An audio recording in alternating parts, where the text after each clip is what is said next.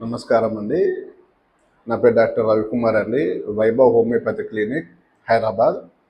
ఈరోజు మనము gastritis problem గురించి డిస్కస్ చేద్దామండి.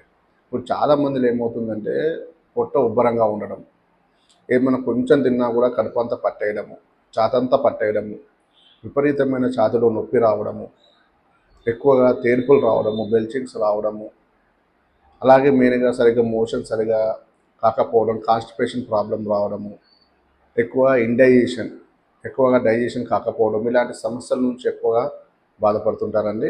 ఈ గ్యాస్ ప్రాబ్లం ఉన్నప్పుడు ఏంటంటేనండి, మనం టైంకు ఫుడ్ తినాలి. ఉదయం 8 గంటలకు టిఫిన్ చేయండి, 1 గంటకు లంచ్ చేయండి, మళ్ళీ నైట్ 8 గంటల లోపు డిన్నర్ అయిపోవాలండి. ఇంకొకటి ఏం చేస్తారంటే చాలామంది ఒకటి గమనించానండి నేను, ఎక్కువసేపు నమలరు. అంటే ఏం చేస్తారు, టీవీ చూసుకుంటూ తింటారు, ఫోన్ మాట్లాడుకుంటూ తింటారు. ఇవన్నీ చేయడం వల్ల మనకు డైజెషన్ సరిగ్గా అవ్వదు. అంటే ఎక్కువసేపు నమలరు. కాబట్టి మీరు కాన్సన్ట్రేషన్ ఎక్కడ చేయాలి, ఎక్కువసేపు నమిలి తినాలి.